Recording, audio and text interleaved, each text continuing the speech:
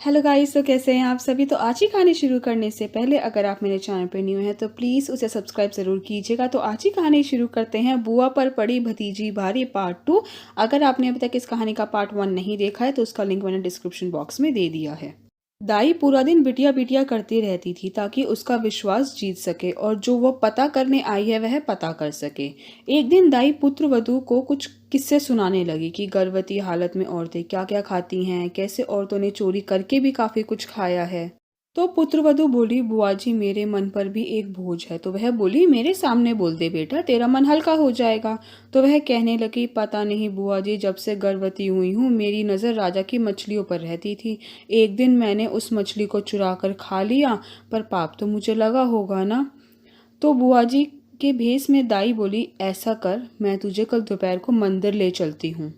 उस समय मंदिर में कोई नहीं होता, तब तू अपने मन की बात बोलकर भगवान से माफ़ी मांग लियो। तो भतीजी खुश हो गई कि हाँ बुआ जी, यह ठीक रहेगा। तो दाई चुपचाप राजा के पास जाती है और बोलती है, महाराज मैंने चोर को पकड़ लिया है। कल दोपहर को आप मंदिर में एक जो बहुत बड़ा ढोल है उसमें छुपकर बैठ जाना और सारी बातें अपने कानों से सुन लेना। राजा बोला, ठीक है। दाई इनाम मिलने की खुशी में कुछ ज़्यादा ही खुश होती है। बुआ जी और पुत्रवधू दोनों मंदिर जाती है तो वह बोलती है, बेटिया यहाँ पर कोई नहीं है, तू अपने मन का बोझ हल्का कर ले। तो पुत्रवधू बोलती है, हे भगवान, जब से मैं गर्भवती हुई हूँ तो मेरे मन में एक अजीब सा विचार उत्पन्न हुआ कि मैं राजा के तालाब की मछली बनाकर खा लूं। इतने में दाई बोल पड़ी, सुन ले ढोल, कान लगाकर सुन ले। और साथ में बुआ जी पुत्रवधू को बोलती है कि बेटा इतने धीरे से क्यों बोल रही है, थोड़ा जोर से बोल ताकि भगवान को अच्छे से सुनाई दे और वह तुझे माफ कर दे। तभी पुत्रवधू चौंक जाती है कि बुआ जी ऐसा क्यों बोल रही हैं, और पुत्रवधू चौकन्ना हो जाती है। उसे लगता है कि कुछ तो गड़बड़ है और वह रुक जाती है। तो बुआ जी बोलती है, बेटा रुक क्यों गई, बोल जो बोलना है तुझे भगवान को। तो पुत्रवधू बोलती है, एक दिन मैं राजा की मछली चुरा कर लाई, पर बना कर खा पाती उससे पहले ही मेरा सपना टूट जाता है।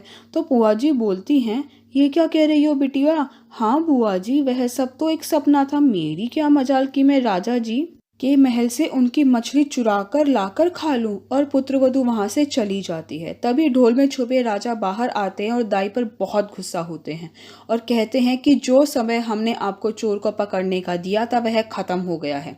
तब दाई बोलती है कि महाराज मुझे क्षमा कर दीजिए, और यही वह औरत है जिसने आपकी मछली चुराई है। पर राजा कहते हैं कि आपके पास क्या सबूत है, हम ऐसे ही किसी के ऊपर इल्जाम तो नहीं लगा सकते।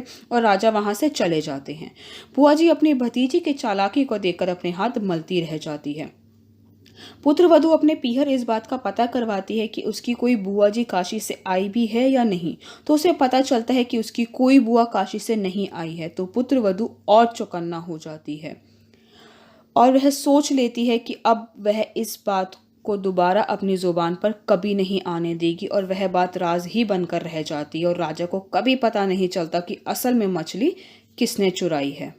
गाइस कि आपको आज की मेरी वीडियो पसंद आई हो। अगर आपको मेरी वीडियो पसंद आई है तो प्लीज़ उसे लाइक ज़रूर कीजिएगा, शेयर कीजिएगा, मुझे कमेंट करके बताइएगा कि आपको मेरी वीडियो कैसी लगी। अगर आपने अभी तक मेरे चैनल को सब्सक्राइब नहीं किया तो प्लीज़ उसे सब्सक्राइब ज़रूर कीजिएगा। Thank you so much guys मेरी वीडियो देखने के लिए।